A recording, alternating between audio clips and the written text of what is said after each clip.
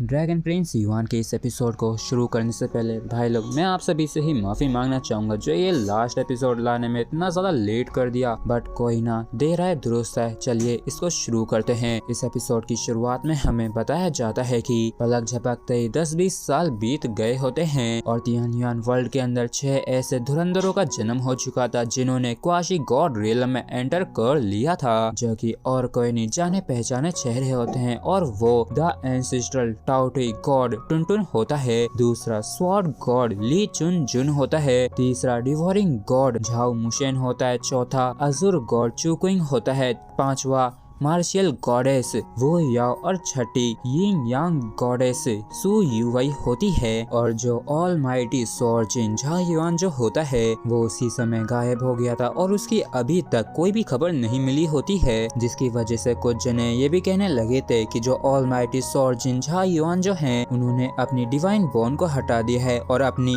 Cultivation को दोबारा से रिबिल्ड किया है, जबकि कुछ जने ये कह रहे होते हैं कि सुप्रीम सोर्जिन युआन ने अपनी याददाश्त को खो दिया है, जिसकी वजह से वो ये भी नहीं पहचान पा रहे हैं कि आखिर वो खुद कौन है। और इस चीज से कोई भी फर्क नहीं पड़ रहा होता है कि दुनिया वाले क्या सोच रहे हैं, लेकिन जो भी हो पलक झपकते ही 100 सालों की जो डेडलाइन लिमिट थी वो आ गई होती है, जिसके बाद हमें कांसान सेक्टर का सीन दिखाया जाता है जहाँ पे काफी ज्यादा खतरनाक वाली दहाड़ की आवाज आती है और इस चीज को सुनते ही चुकुइंग और सभी हैरान परेशान हो जाते हैं और तुरंत ही उस तरफ जाते हुए ये कहता है कि ये तो टुनटुन की आवाज थी, क्या ये झायुआन हो सकता है क्या? चलो चल के देखते हैं। और क्या था, सभी लोग काफी तेजी से उस तरफ जाने लगते हैं और जैसे सुई वही यहाँ पे आती तो ये थोड़ी हैरान होती है क्योंकि इसके जस्ट सामने झायुआन खड़ा होता है और झायुआन ने भी नोटिस कर लिया था कि ये लोग आ चुके हैं और ये तुरंत ही पीछे मुड़ते हुए कहता है कि ओह, तो तुम लोगों ने पहले ही क्वाशी गॉड रियलम में एंटर कर लिया है, ये वाकई में काफी ज्यादा इम्प्रेसिव है। और फिर क्या था, झायुआन तुरंत ही अपनी पावर्स का इस्तेमाल करते हुए अपनी चेस्ट पे हाथ रखता है और कहता है कि और हाँ, तुम लोगों को चिंता करने की कोई जरूरत नहीं है और वैसे भी सबसे पहले मुझे इस मैटर से निपटने दो। और फिर क्या था, झायुआन तुरंत ही डिवाइन बोन को तुरंत ही अपने अंदर से बाहर निकाल देता है और कहता है कि याओ याओ प्लीज वापिस से लौट के आ जाओ क्योंकि अब भी मैं यहाँ पे तुम्हारे लिए इंतजार कर रहा हूँ। और फिर झायुआन अपनी पावर का इस्तेमाल करता है जिसकी वजह से इस डिवाइन बोन के अंदर से काफी ज्यादा पावर बाहर निकलने लगती है और वाकई में ऐसा करते हुए ये काफी ज्यादा परेशान सा होता है और इसकी दिल की धड़कनें भी काफी बढ़ गई होती हैं और एक तरीके से बोल सकते हैं कि इसको ये डर भी था कि कहीं या लौट के नहीं आई तो आखिर ये क्या करेगा, लेकिन फिर भी ये हिम्मत करके धीरे धीरे आंखें खोलने लगता है। लेकिन जैसे ही आंखें खोलता है तो इसकी आंखों से आंसू आने लगते हैं और नेक्स्ट सीन में हम देखते हैं कि याओ तुरंत ही जैसे यहाँ पे आती है ये तुरंत ही झायुआन से लिपट जाती है और झायुआन भी इससे मिलके काफी ज्यादा खुश होता है और ये तुरंत ही याओ को जोर से हक करके इसको किस भी करता है, जबकि इस तरफ हमारे टुनटुन का रो रो के काफी बुरा हाल हो गया होता है, जबकि इस तरफ हम देखते हैं कि सुई वही और भी रो रही होती हैं और इसके साथ ही साथ सभी लोग ही इस नजारे को देख के काफी ज्यादा खुश होते हैं। जिसके बाद हमें दूसरी जगह का सीन दिखाया जाता है जहाँ पे वू याओ काफी हैरान होती है और ये कहते हैं कि क्या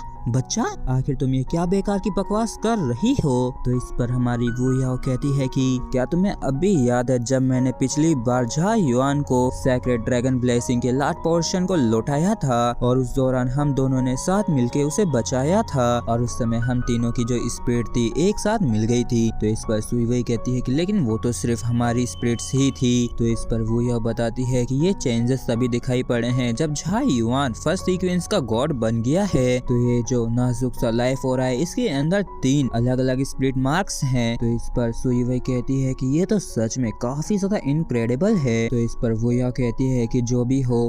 हो लेकिन मैं इसे अननोन गैलेक्सी को एक्सप्लोर करने के लिए जा रही हूँ, तो अगर तुम मेरे साथ नहीं आ रही हो तो मुझे अकेले ही यहाँ से चले जाना चाहिए। और इस चीज को सुन के सुई वही भी हड़बड़ा जाती है और ये कहती है कि चलो ठीक है, आखिर मैं तुम्हें इस हालत में अकेले कैसे जाने दे सकती हूँ, इसलिए मैं भी तुम्हारे साथ इस अननोन गैलेक्सी में चलूंगी। और फिर क्या था, सुई वही और वू याओ ये दोनों ही इस बड़े से पोर्टल के अंदर जाने लगते हैं और सुई वही को अपने साथ आता देख के वू याओ खुश होती है और कहती है कि ये तो वाकई में काफी बढ़िया बढ़िया बात है जो तुम मेरे साथ आ रही हो, तो चलो चल के कुछ साथ में मजा करते हैं। जबकि दूसरी साइड हमें याया और झायुआन का सीन दिखाया जाता है, जहाँ पे याया ने सारी चीजें देख ली होती हैं और ये कहती है कि क्या तुम उन दोनों को बस इसी तरीके से जाने दोगे। तो इस पर झायुआन कहता है कि देखो मैं उसको नहीं रोक सकता हूँ, और इसके अलावा ये जो सिचुएशन है ये काफी ज्यादा पेचीदा है कि यहाँ तक कि मैं भी इसको एक्सप्लेन नहीं कर सकता हूँ। और फिर कहता झायुआन जो होता है अपने हाथ को याया के पेट पे रखते हुए कहता है कि याओ याओ, आखिर तुम्हें क्या लगता है कि ये छोटू लिटिल याया होगा या फिर लिटिल झायुआन, क्योंकि पक्का मैं तो यही चाहता हूँ कि ये छोटी याया ही हो। तो इस पर याया कहती है कि देखो तुम क्लियरली लड़कियों की तरफ बाइज्ड हो। तो इस पर झायुआन कहता है कि मुझे इस चीज की कोई भी परवाह नहीं है, तुम्हें हर हाल में एक छोटी याया मुझे देनी ही होगी। और झायुआन की इस जिद पे याया भी कुछ भी नहीं कह पाती है, जिसके बाद हमें बाहर की गैलेक्सी का सीन दिखाया जाता है, जहाँ पे हमें सैक्रेड रेस के काफी बड़े जहाज को दिखाया जाता है। और यहाँ पे एक सैक्रेड प्राइम सेंट बोलता है कि डियर सैक्रेड गॉड, हम पहले ही यहाँ पे इस ग्रेट वर्ल्ड के रहवासियों के खिलाफ लड़ चुके हैं और इनकी स्ट्रेंथ को हम हल्के में नहीं ले सकते, मतलब कि ये कोई कमजोर नहीं है। और यहाँ के जो रहवासी है वो हमको हेरेटिक एलियन रेस कहते हैं। तो इस पर सैक्रेड गॉड जो होता है ये कहता है कि ओ ऐसी बात है क्या। वैसे जो भी ये नाम थोड़ा हम पे जच रहा है, क्योंकि सैक्रेड रेस का जो नाम है वो एक पास्ट की एक निशानी है, और क्योंकि ये एक नई शुरुआत है तो इसलिए हम अब से हेरेटिक एलियन रेस हैं। जबकि अब से मुझको हेवनली हेरेटिक गॉड बुलाया जाएगा, मतलब कि हेवनली